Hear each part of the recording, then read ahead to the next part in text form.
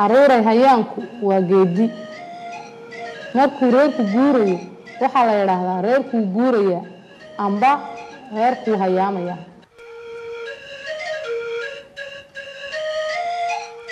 hayaan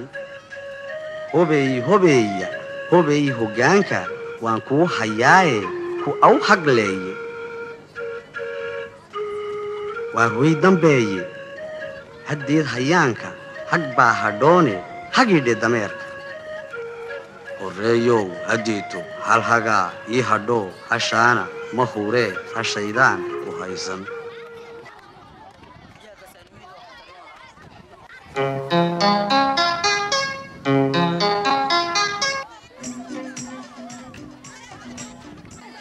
caruuray kanna kumuu ahaa iska hadlayow hadaloo weligaa heesoo ani hayga hadlin hadlayow iska hadlow hadaaqoo weligaa hadalkaa ha ku celin hadda hooy hadlayow garo oo dib haddeed ani hayla hadlin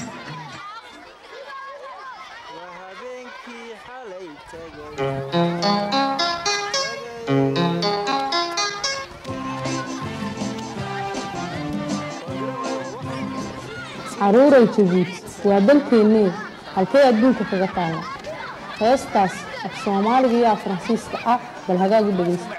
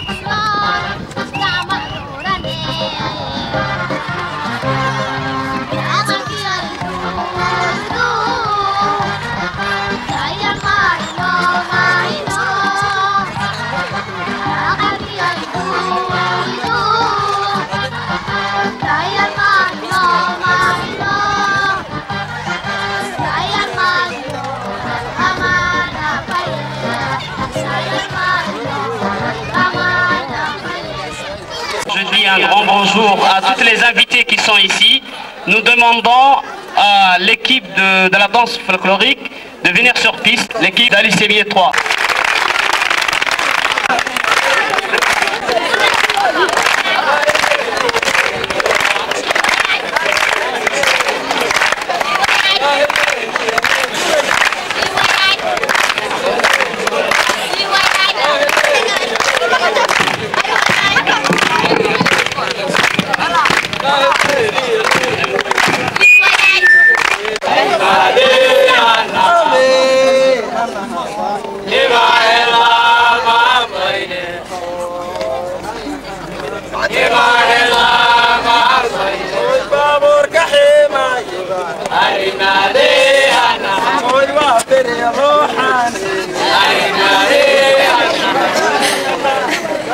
laga joogsata cumar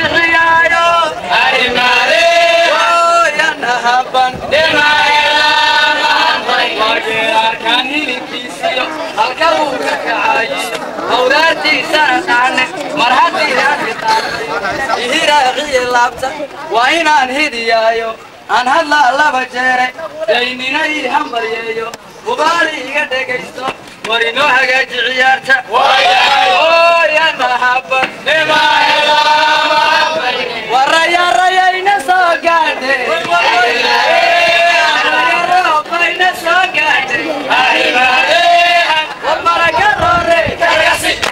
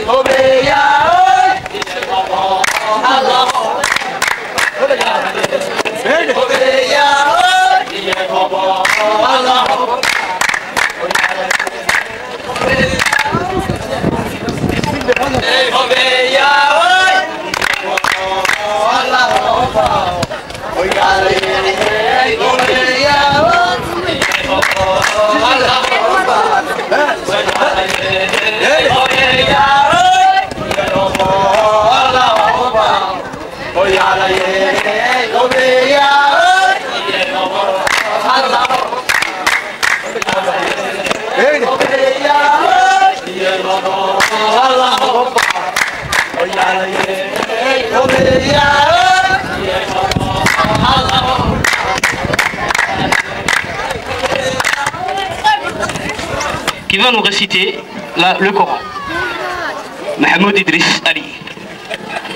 أعوذ بالله من الشيطان الرجيم بسم الله الرحمن الرحيم الحمد لله رب العالمين الرحمن الرحيم مالك يوم الدين إياك نعبد وإياك نستعين اهدنا الصراط المستقيم صراط الذين أنعمت عليهم غير المغضوب عليهم ولا الضالين آمين.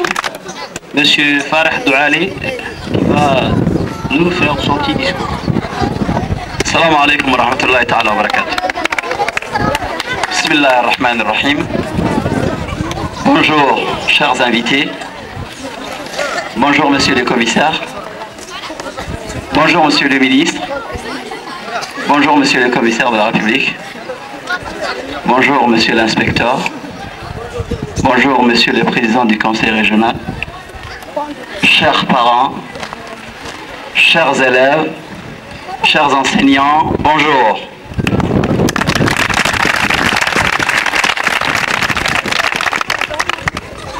Cette cérémonie dont vous êtes aujourd'hui ici, dont nous sommes ici ensemble pour fêter la clôture, et la clôture du tournoi régional d'Ali Sabié qui fête aujourd'hui sa 3e édition. Et ce tournoi est une initiative de monsieur l'inspecteur de la circonscription, monsieur Abdoulaye Omar Ibrahim.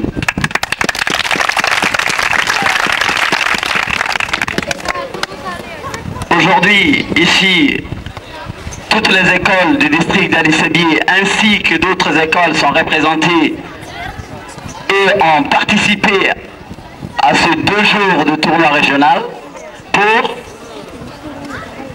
premièrement, concrétiser l'esprit sportif scolaire, mais aussi l'esprit de brassage sportif scolaire. Sans tarder, il y a les représentants et les chefs hiérarchiques qui prendront la parole tout de suite, mais je remercie ici tous ceux ou celles qui ont participé à la concrétisation de cette belle journée.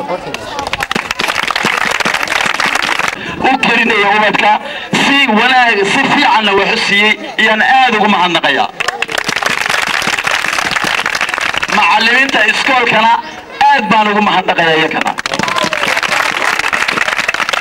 Jamhuuriyadda ha noolaato, Misriga cusub ha noolaado, waalidadu ha noolaadaan, mas-uuliyadu ha noolaadaan, ardayduna ha noolaato.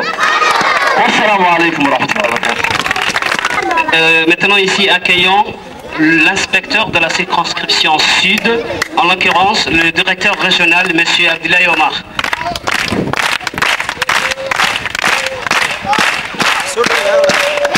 Assalamu alaikum wa rahmatullahi wa barakatuh. Monsieur le ministre, monsieur le commissaire, monsieur le président de la région, honorables invités, parents, élèves, enseignants, bonjour. Je vais essayer d'être bref dans mon discours pour deux raisons. Pour la première raison, c'est que nous sommes en fin de journée et que les responsables ont des impératifs. Et pour la deuxième dimension, c'est tout simplement parce que les enfants sont fatigués après 2 journées intenses d'intenses activités. Je vais, si vous le permettez, faire mon petit speech en Somalie pour essayer d'atteindre le maximum de gens possible. Il y a les parents d'élèves qui sont là. waxa aan jecelahay horta dhammaan dadkii soo qaban qaabiyey xafladan mahad gaar ah ayaanu celinaynaa mahadaasi oo aan ku dhiirigelinayno in ay halkaa ka sii wadaan sababtoo ah sanadkii saddexaad ayaan iyay noo suurtoobay inaan isku keeni karno dugsiyada gobolka oo dhan si ardaydu ay isku barato waxa isku baranayaanna oo ahaado cayaarna isku bartaan oo isku hor yimaadaan oo ay maxaan ku dhahaa cunto wada cunaan oo ay meel wada seexdaan isbaradkaasina waxa weeyaan wuxuu ka mid yahay dhismaha anshaxa ardayda ilaahay idinkii sii saddexaad way noo suurtooday in kaloo badanna waxaan jecelnahay inay noo suurtoodo haddii alla ka dhigo anigoon hadalka sii dheeranayn waxaan leeyahay dhammaantiin waad mahadsantiin wasalaamu calaykum. En l'occurrence, monsieur le ministre du Commerce, monsieur Rifri Abdouradel Bamakrama, qui nous vient de loin. Accueillons avec des applaudissements. Comme il est, ouais. Bismillahirrahmanirrahim. Assalamu alaikum wa rahmatullahi wa barakatuh. C'était le passage à l'ICB. Suite de passage à l'ICB en mission de travail pour les 3 usines, l'usine de ciment, l'usine de l'eau et l'usine de marbrerie. Inch'Allah, toutes ces usines-là vont participer à financer des activités comme ça, des activités des gens de la région qui se rencontrent pour se connaître entre eux, travailler ensemble et construire un sud qui soit un sud développé et un sud de développement. Et je vois dans tous vos yeux une volonté de vous développer, et notamment à partir du sport. Bon courage, bon courage, bon courage, monsieur. Au commissaire de la région, M. Ibrahim Soumarane Rayale, le père de cette petite maison-là. Assalamu alaikum wa rahmatullahi wa barakatuh. waxaan horta mahad celinayaa wasiirka hawl gaar ah isagu yimid Ali Sabiix nagu sharfay mashadiisa halkan uu noogu yimiday iyadoo oon ajandihiisa kun markii hore aanan ku jirin waad mahadsantahay wasiir sacabka goraa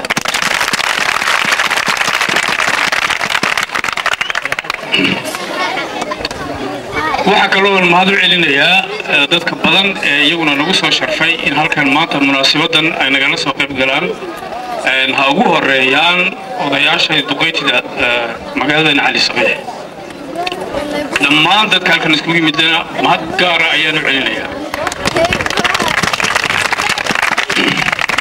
waxaan idin xasuusinayaa in maanta ay tahay sanadkii saddexaad ee hawl noocan oo kale ah laga qaban qaabiyo Ali Sabiix degmadan dhammaanteed waxa ay tahay murtida hawshaas loo gudagalay oo run ahaantii sida horeba loo soo sheegay uu inspectorka Cabdilaahi uu hormuud ka yahay waxa ay murtidoodu tahay oo looga jeedaa in lagu garto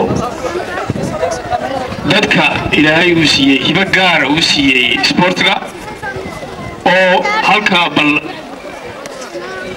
diiwaangelin laga sameeyo oo haddii loo baahdo magacadooda dad magaranaysaa ilaahay hibe siiyey sida axmed saalax oo kale bal halkaa laga dhex baadho oo laga dhex heli karo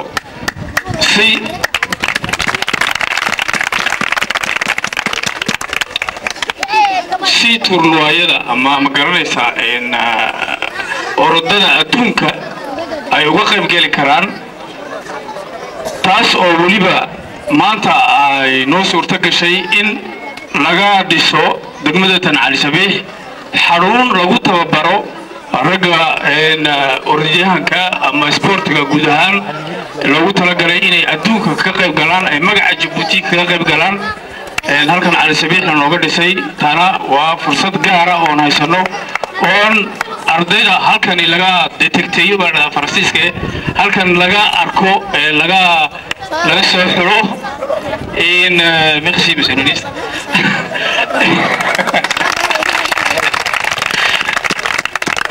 halkaas magacadooda la sii qorto laguna talagalo mustaqbalka inay noqdaan kuwii nooga qayb geli lahaa orodyaha adduunka taana waa mahad gaar ah waxa iska leh madaxweynaha fikradda isagu keenay noo dhisay halkani xarunta qiimaha iyo qaayaha leh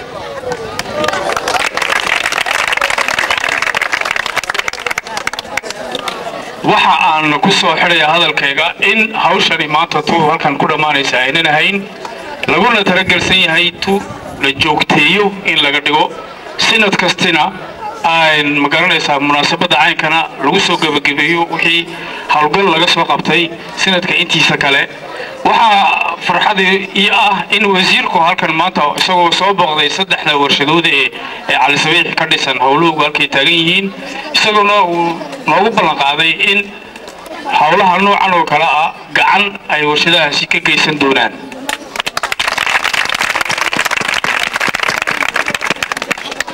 imikana waxaan u gudbaynaa ila tahay barnaamijka intiisa kale oo tahay abaalgudkii in la siiyo abaalgudkii in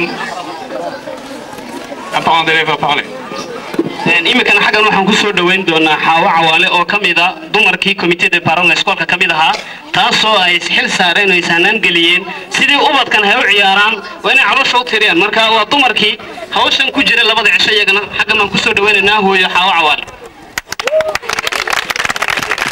السلام عليكم ورحمة قبيقينا وحنا halkan anaku komiteen baaraaban ka nahay cashada maxmeedana waa u karinaa maxayna ummadan maanta nagu soo marti qaaday way gabigooda way mahadsan yihiin walaalaha iyaga halkan noogu soo buuqasho tagayna way mahadsan yihiin kamaseerka iyagana uu mahadsan yahay maxayna farax duceele uu mahadsan yahay macallimiinta gabigooda way wada mahadsan yihiin annaga maanta maxayna olkaalkeeda maxayna sharaftiisa maanta way mahadsan yihiin annaguna waan ku mahadsannahay iyaan ka dhiganta murtidii koobnayd waad wada mahadsantihiin gabigiinaba applaudissement sacabay wayna sacabay amaanka hirgelinta maamuuska ubadka iyada ka dambeysay imikana xaggan waxaan u gudbanaa recompensadii ayaan u gudbanaa ha ku soo dhawaadaan dadkii macallimiintii daba joogay orodo. Bien, alors cette équipe sera récompensée en l'occurrence par Monsieur le ministre du Commerce, Monsieur Refri Abdelkader Bamakrama. Applaudissons. Accueillons aussi l'équipe finaliste. L'équipe finaliste de la journée Omnisport 2006. Le capitaine, applaudissons fort pour le capitaine de l'équipe d'Ali Sébié 3.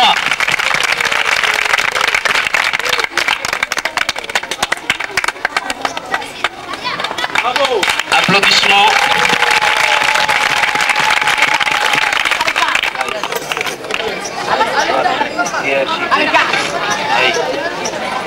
Maintenant, monsieur. Deuxième, c'est à l'école d'Ali Sabieux 2. On applaudit très fort. La récompense sera donnée par le commissaire Ibrahim Soubani. Rayale. le capitaine de l'équipe d'Ali Sabié 2.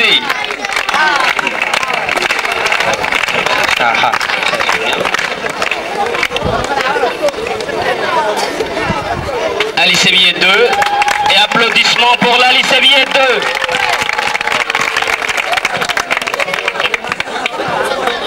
Et la troisième place revient à l'école organisatrice de cette journée Omnisport, l'école d'Ali Sabié 1. Troisième place, applaudissements forts par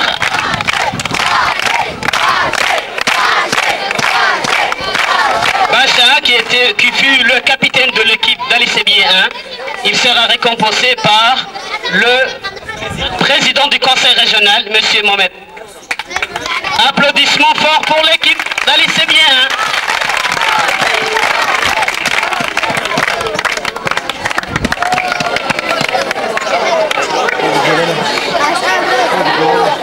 Maintenant passons au cross, à l'activité. Le finaliste est Souleymane Barré du Béat. Applaudissements forts. Voilà, au fin fond de la localité de la circonscription. Qui sera récompensé par Monsieur l'inspecteur Abdoulaye Omar. Voilà. Applaudissements.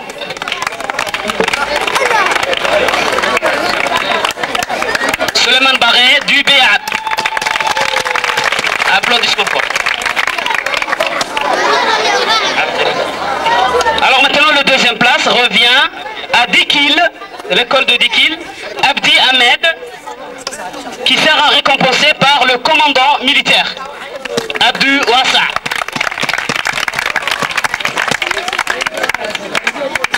Applaudissez pour Dikil, hein, qui vient elle aussi de loin. Par le commandant militaire, M. Abdou Wassa. Applaudissements.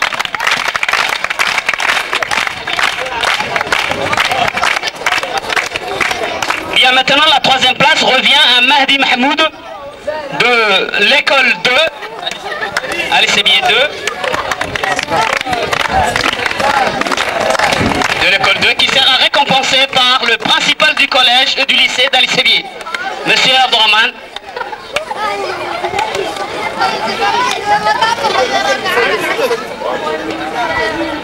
Applaudissements, applaudissements très forts. Maintenant passons toujours les filles. La première est Roda Ibrahim de l'école 3, d'Ali Sabié 3.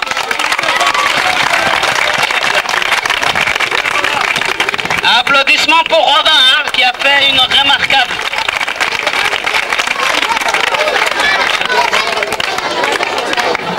Applaudissements, applaudissements, elle sera récompensée par chef de la police d'Ali Sabié, Monsieur Ahmed Farah. Allez, viens ici. Un grand applaudissement, c'est de l'école d'Ali Sabié 3.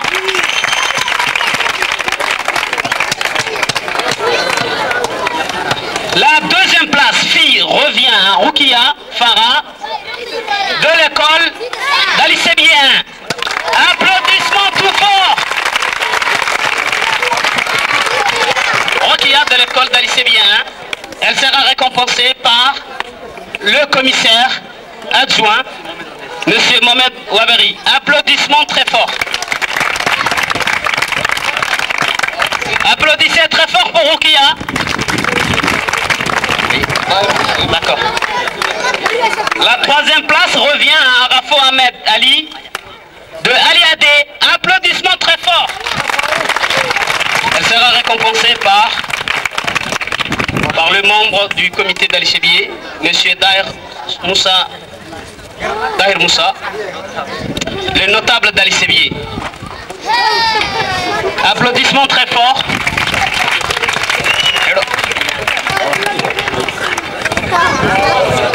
Voilà.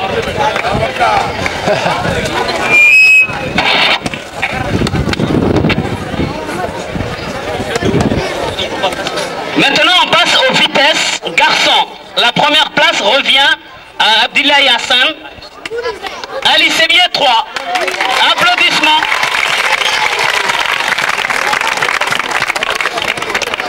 récompensé par le deuxième adjoint d'Ali-Sébié, du district d'Ali-Sébié, Monsieur Youssouf. Applaudissez très fort, applaudissez très fort. Applaudissements. La deuxième place, vitesse, revient à Ibrahim Ahmed de l'école de Mouloud. Applaudissements pour l'école de Mouloud.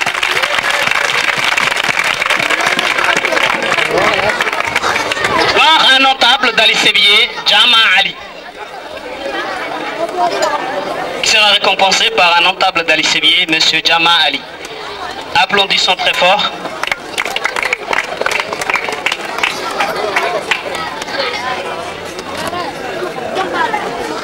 Applaudissements très forts, applaudissements. L'équipe de Mouloud. La troisième place revient à Youssouf Djibril d'Ali-Sébié 3 par le conseiller pédagogique de l'éducation, Monsieur Mohamed Mahmoud Issa. Ali-Sébié 3.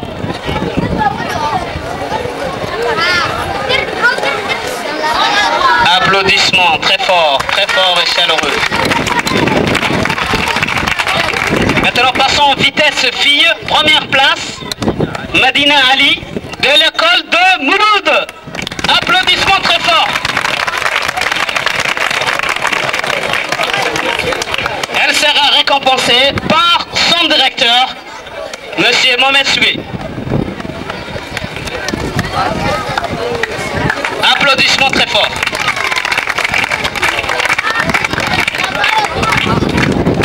Deuxième prix pour Mouloud.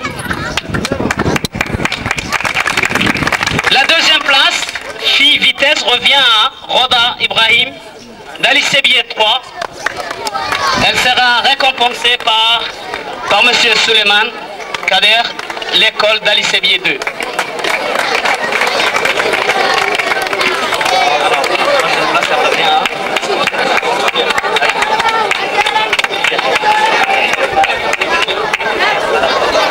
La troisième place revient à Oumal Ker Farah de l'école de Hol-Hol. Elle sera récompensée par le directeur d'Ali-Sébié 1. L'école de Hol-Hol. Applaudissements pour cette école.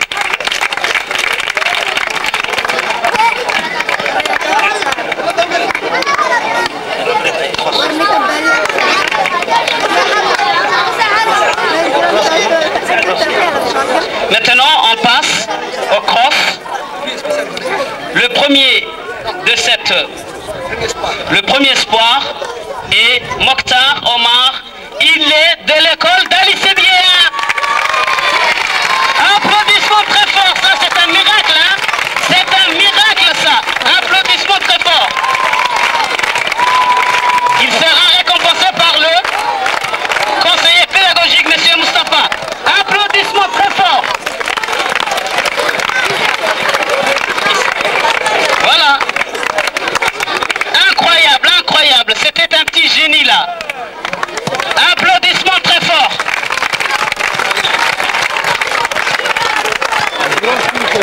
Maintenant, nous allons accueillir ici au meilleur joueur du football du tournoi Omnisport de la journée du 20-21 décembre 2006, Monsieur Aden Elmi, qui est de l'école d'Ali-Sébié 2, meilleur joueur.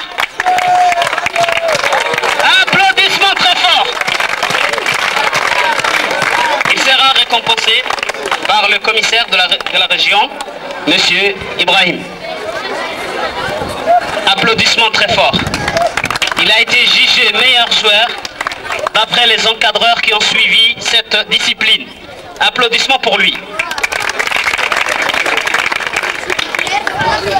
Maintenant, nous allons accueillir ici au meilleur buteur. Il s'agit de Idriss Merané. Accueillons ici fort Idriss Merané.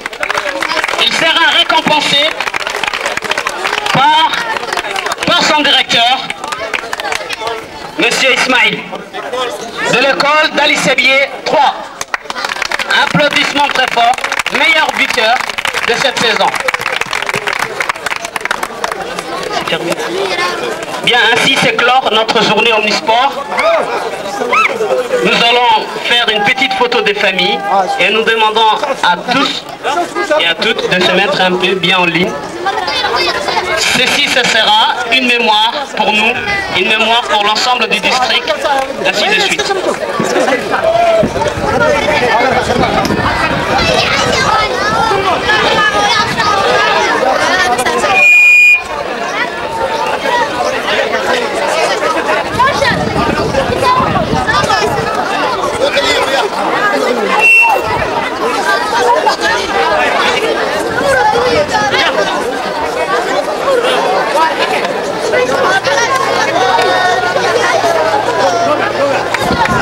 Applaudissements, applaudissements, très bien.